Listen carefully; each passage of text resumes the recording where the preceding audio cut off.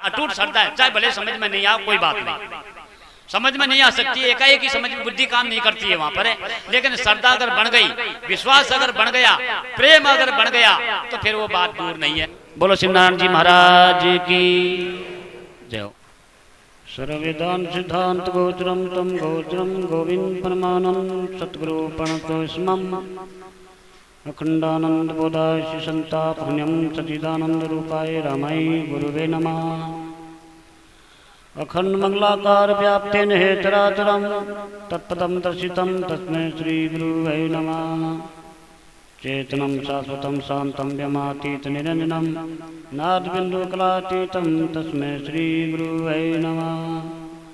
अज्ञानमूलहरणं जन्म कर्म निवारणं ज्ञान वैराग्य सिद्धार्थं गुरुपादोत्तमं ध्यानमूलं गुरुमूर्ति पूजामूलं गुरुपदं मंत्रमूलं गुरुवाक्ये मोक्षमूलं गुरुकृपा। गुरुर्ब्रह्मा गुरुर्विष्णु गुरुर्देव महेश्वरा गुरुर्साक्षात् परब्रह्म तस्मै श्री गुरुवे नमः। गुरु साक्षात् परब्रह्म तस्मै श्री गुरुवे नमः।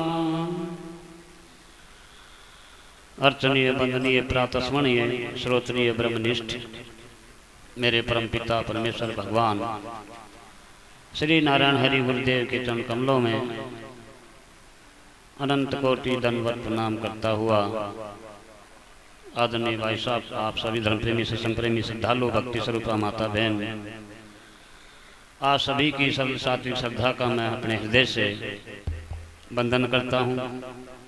साथ ही आप सभी के हृदय में विराजमान उस नारायण को मैं नमन करता हूँ। साथ ही ये पावन पवित्र तपोभूमि नारायण भूमि को मैं दंडवत प्रणाम करता हूँ। बहुत परम सौभाग्य की बात, हमारे धर्म ग्रंथों के अनुसार की बात है, हमारे महापुरुषों के कथन के अनुसार की बात है। हम आप सभी बहुत ज्ञान पूर्वक, प्रेम पूर्वक, श्रद्धा पूर्वक महापुरुषों के द्वारा दर्शाया न्याय को, सिद्धांत को बहुत प्रेम से श्रवण कर रहे हैं, सुन पा रहे हैं भली प्रकार से, और अपनी मति के अनुसार विषय को समझ भी रहे हैं। क्योंकि समझ में नहीं आती है बात तो फिर सुन भी नहीं पाता। समझ में आती है बात और आनी भी चाहिए, क्योंकि विषय आपका ही है। चाहे जैसे भी किसी भी माध्यम से, किसी प्रकार से, दृष्टांत के माध्यम से, चाहे वाणी के माध्यम से, जैसे भी युक्ति जुक्ति समझने की बात है, समझ सकते हैं बात को। लेकिन यहाँ सबसे अगर कोई ध्यान देने की बात है तो यह स्वयं का विषय अपने आप के लिए, जुर्तवान की बात है, जिज्ञासी की बात है, अपने स्वयं के लिए। जैसे मान लो महापुरुष की वाणी को हम सुनते हैं तो वो यूं लगे कि ये केवल मेरे लिए ही है, ये मुझे ही सुनाया जा रहा है, मेरे लिए है ये, और इसको मैं जितना हो सके सुनने की चेष्टा रखता हुआ समझने की कोशिश करूं। ये मेरे लिए है, ये प्रसाद, ये जो बात करामात ये मेरे लिए है। अपने लिए जब हक मांगता है, अधिकार मानता है, तब जाकर के वो वस्तु अपनी हो जाती है। जब अधिकार नहीं मानता तो अपनी वस्तु होते हुए भी, अपनी वस्तु होते हुए भी उनसे वंचित रह जाता है। अधिकार, अपना अधिकार समझे, क्योंकि जो अधिकार लेकर के आया है उस अधिकार को प्राप्त करने की बात कही है। प्राणी मात्र को अधिकार है सुखी होने का, सुखी होने का, सुख को चाहता है, ये सबको अधिकार दिया। अब चाहते सब कोई सुख को है, सब कोई चाहते अमृत को, लेकिन जिसको चाहते वो मिलता नहीं। जिसको चाहते, जिसके लिए प्रयत्न करते, उपाय करते हैं और वो चीज नहीं मिलती, तो कारण क्या हुआ? कहीं समझने का फर्क रह गया है, कुछ और मान कुछ और लिया। समझ में नहीं आई बात, बस। नहीं तो चाहता है तो फिर जिसको चाहता हो और वो चीज नहीं मिले, उसके पीछे कारण क्या है? वही कारण है ना समझी है, अज्ञान है, और कोई कारण नहीं। कोई प्रकृति कारण नहीं, कोई संसार कारण नहीं, कोई वस्तु कारण नहीं, कोई देश कारण नहीं, कुछ भी कारण नहीं, कुछ भी। भले ही वो तो वैसे आड़ ले ले भले कुछ भी, लेकिन ऐसी बात नहीं है। केवल कहीं न कहीं समझने का फर्क पड़ रहा है। अब विचार करने की बात है, ये विषय है समझने का, समझना पड़ेगा। अब समझ में नहीं आता तो फिर क्या करें? समझना चाहिए। जो समझा सके इस विषय को, जो बता सके, वहां जाना चाहिए।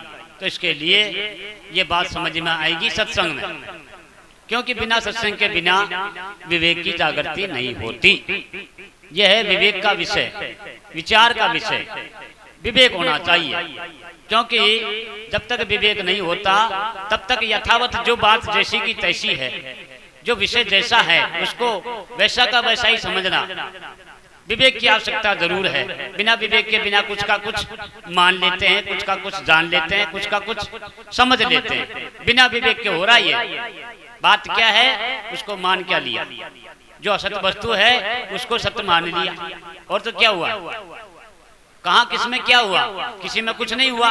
और जो है वो अपनी स्थिति से है, जो भी कुछ है वो अपनी स्थिति से है। लेकिन हमारे अंदर ये विचार नहीं आया कि कुछ का कुछ क्यों नहीं मन, कैसे मन गया। जैसे मान लो उदाहरण तौर पर रस्सी होते हुए वो सर्प क्यों प्रतीत हुआ? रस्सी में सर्प क्यों, किसने खड़ा किया? कोई और तो कोई है नहीं। रस्सी के अंदर सर्प खड़ा करने वाला और कौन है? कोई भी नहीं है, स्वयं ही है। क्यों? इसलिए कि वो रस्सी का बोध नहीं है। कारण क्या था? रस्सी का बोध नहीं है। जो अज्ञान से उपजे जो इता का बात ज्ञानते हुई। जिसका अज्ञान था उसी का ज्ञान करो। तो रस्सी का ज्ञान नहीं है, इसलिए रस्सी का ज्ञान करना चाहिए। अब सर्प का ज्ञान करके और सर्प को मारा जाता है, नहीं मरेगा, ऐसे नहीं मरेगा। सर्प तो जब मरेगा जिस कारण से सर्प खड़ा हुआ, अज्ञान से, अज्ञान से, रस्सी का अज्ञान से सर्प खड़ा हो गया। अब रस्सी का ज्ञान करो। रस्सी नाम आत्मा का है और सर्प ये शरीर है। रस्सी नाम परमात्मा का है, सर्प नाम ये संसार का है। जो संशय, संशय का नाम ही संसार है। जो संशय युक्त भरा पड़ा है, जिसमें संशय बना रहता है, धोखा बना रहता है, भय बना रहता है, चिंता बनी रहती है, दुख बना रहता है, क्लेश बना रहता है, जैसे 5 प्रकार की भ्रांति बनी रहती है। तो ये भ्रांति है, इस भ्रांति को मेटना है। यह है बात विषय समझने का। लेकिन होता कहाँ है? ये गड़बड़ी कैसे हुई? एक बार की बात है, संत कबीर जी का विषय है ये। कबीर जी महाराज के यहाँ घर पर कोई भक्त आए मिलने के लिए। अब उस वक्त जिस टाइम मिलने आए थे उस टाइम कबीर जी महाराज कहीं कोई उसमें चले गए थे, दाग संस्कार में। पता किया तो बोलो महाराज तो वहां गए हुए, मिलने था। तो मिलना है तो फिर क्या करें? या तो वहीं जाओ या फिर इंतजार करो, अब इतना समय नहीं है। तो माता जी ने बोला, कबीर साहब जी की जो धर्मपत्नी थी उन्होंने बोला, बोले ऐसे करो वहीं जाओ, तुम पास में ये नजीक, ज्यादा दूर नहीं है, वहीं जाओ और दोनों काम हो जाएंगे। जो प्राणी शरीर छोड़ चुका उसको भी आप जो है नमन कर आओ और महाराज से भी मिलाओ। अब वो महाराज को जानते नहीं है, कबीर जी महाराज को जानते नहीं है कि कौन से हैं। वहां तो काफी पब्लिक थी। बोले माता जी हम जानते नहीं है उनका कोई चिन्ह। बोले चिन्ह तो उनका वो तो अलग ही है। बोले अलग कैसे हो सकते हैं?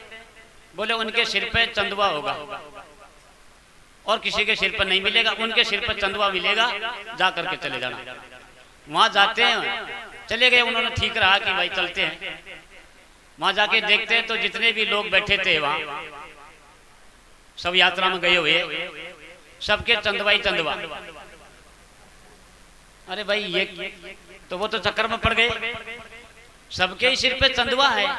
अब कौन सा कबीर जी महाराज है, वो चक्कर में पड़ गए। वो वापिस बिना बोले वापिस आ गए। बोले माता जी आपने जो कहा था वो तो सबके चिन्ह मिला, सबके चंदवा है, तो अब हम कैसे पहचान करते। थोड़ा टाइम हो गया, उधर जो है दाग कुछ लग चुका था। फिर बोले अब जाओ, अब पता लगेगा तुमको। फिर वापिस गए तो देखा तो महाराज के चंदवा और किसी का नहीं। ऐसा क्यों हुआ? एक बार तो सबके सिर पे चंदवा मिला, फिर दोबारा जब जाते हैं कुछ समय बाद में, जब वो दाग संस्कार हो चुका है, तो वह फिर एक केवल कबीर महाराज के चंदवा और किसी का नहीं। ये क्यों बात? ये इसलिए था कि महाराज जो थे वो जो घटना थे उससे जुड़े हुए थे। संत हमेशा अरे या तो मौत को या नारायण को, अगर नारायण को याद दिलाएगा तो मौत याद दिलाती है और कुछ भी याद नहीं दिलाता। जिनके हमेशा ये देखते हैं कि मेरे काल खड़ा है मेरे सिर पे, कभी भी मेरा जो है ये शरीर छूट सकता है, इसलिए वो नारायण को। क्योंकि इसी ऐसी जब संकट की घड़ी आती है इसके सामने, तो सबसे बड़ा संकट तो मौत है, इससे बड़ा और कोई संकट हो नहीं सकता।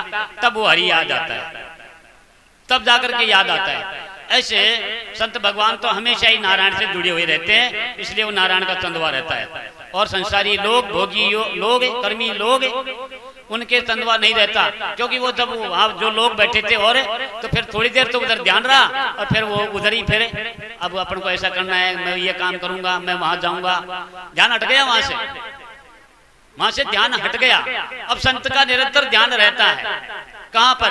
भगवान की ओर, परमात्मा की ओर। ये फर्क है और कोई बात नहीं, सभी कबीर हैं। काया का कबीर कौन नहीं है?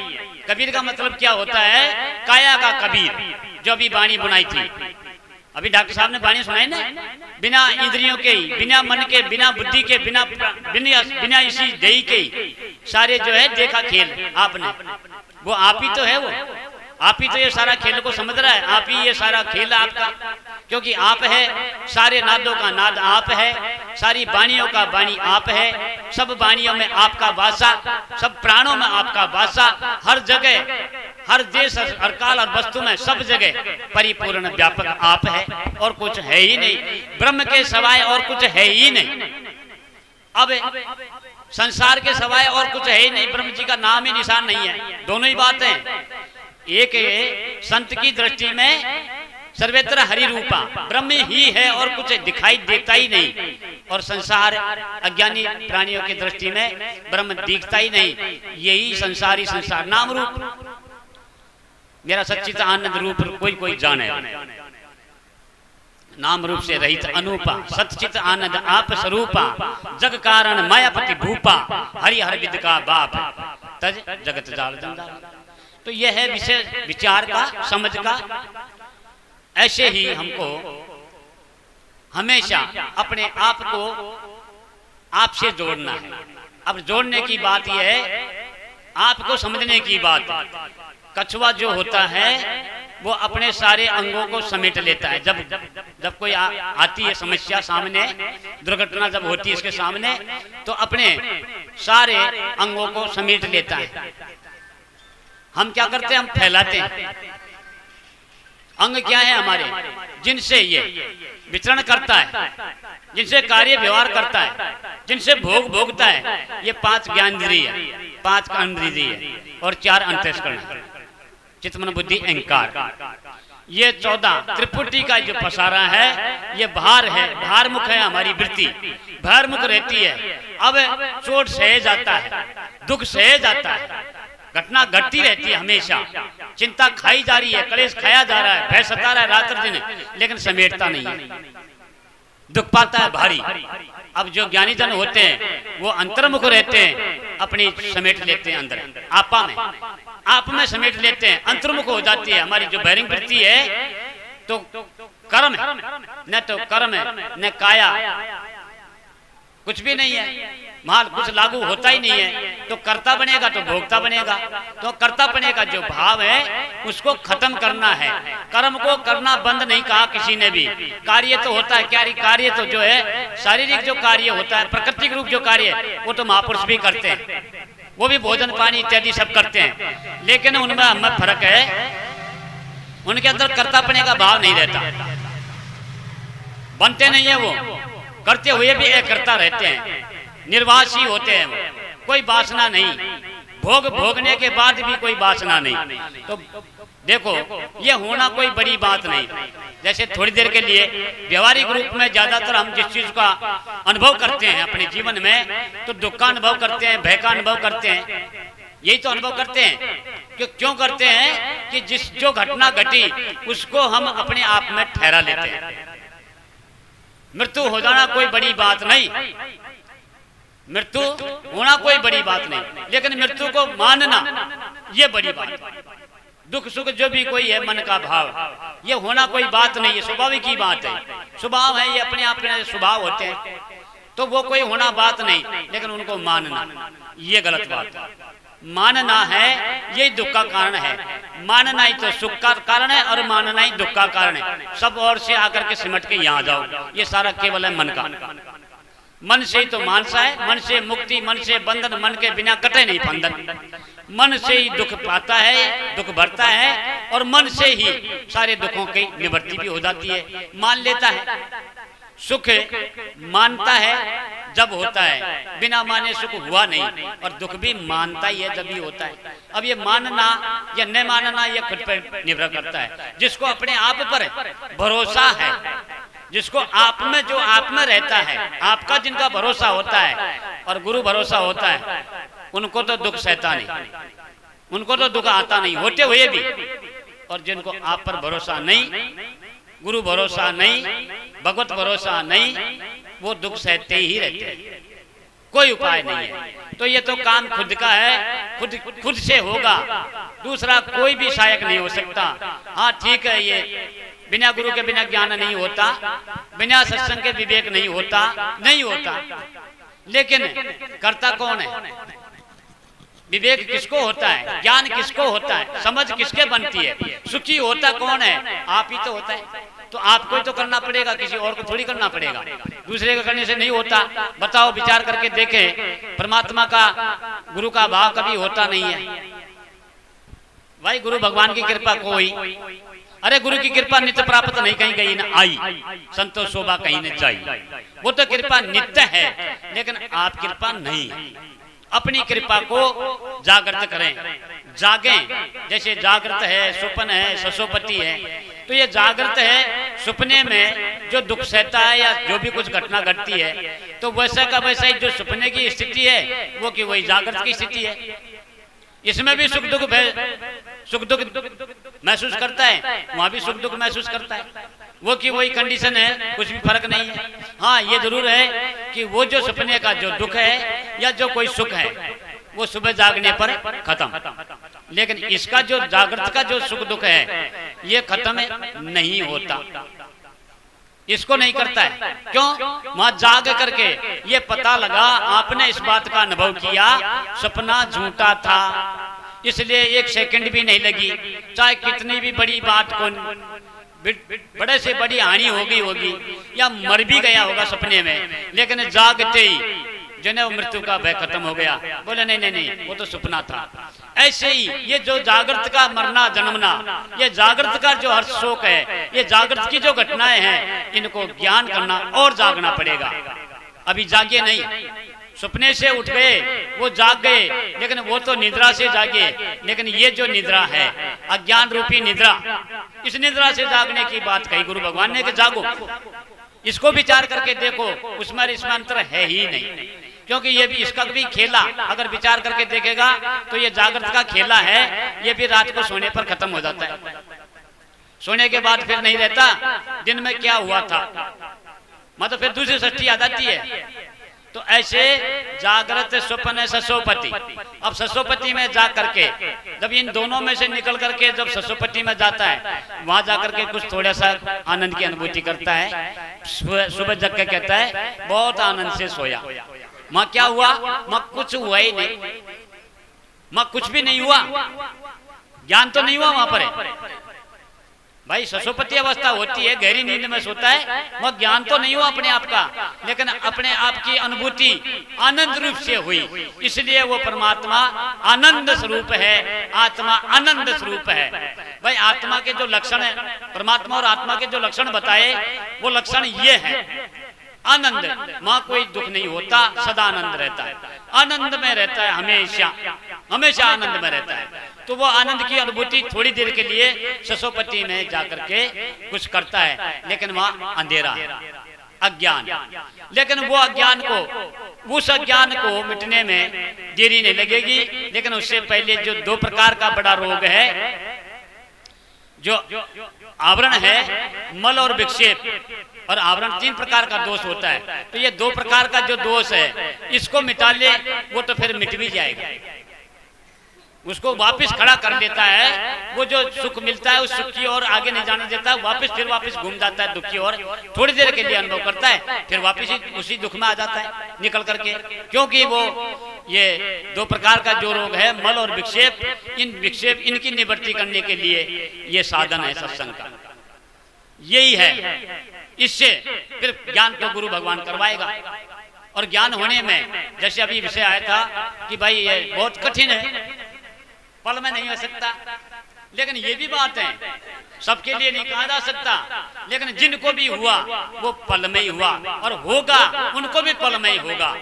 चाहे भले ही जन्म कितने भी बीत जाए, चाहे समय कितना भी लग जाए, भले ही है, जब दर्शन होंगे तो छिन में ही होंगे। फिर तो ये बात तो पक्की है। जैसे मान लो कर को कंगन खोयो, ऐसो भरम भयो, सोरी थी, सपना आया, हाथ का कंगन खो गया, ठीक है, रात भर निकल गई खोए में, और उस खोने में दुख भी पाया, लेकिन जब जगी तो फिर कितना टाइम लगा उसको पाने में, एक छिन में, पल में। तो वो बात तो बनेगी तो पल में, ये बात तो सही है।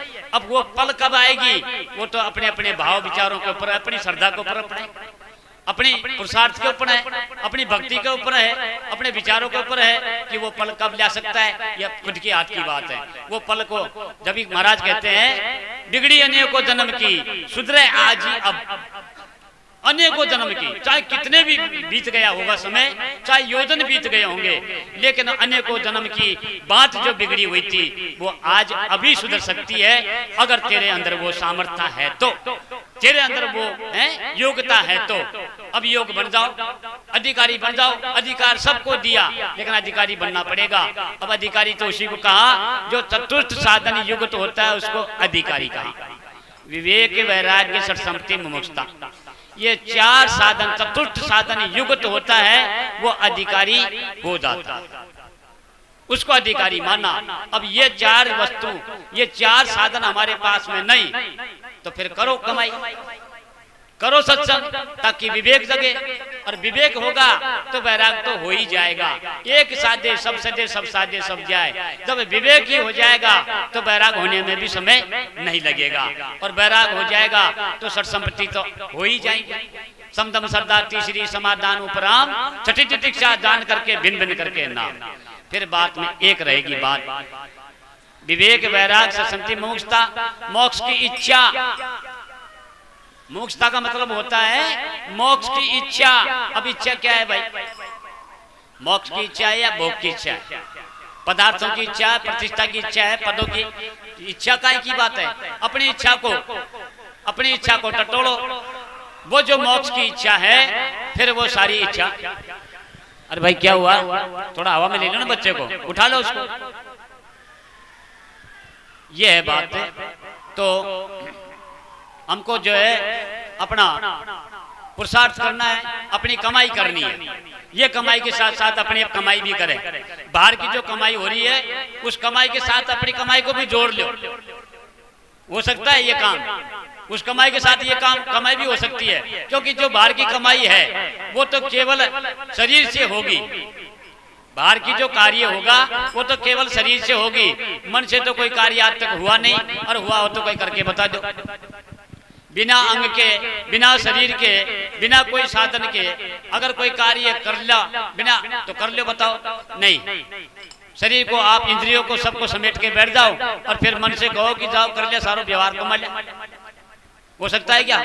तो दोनों काम हो सकते हैं। कर से कर्म करो विधि नाना, मन राखो जहाँ कृपा विधान।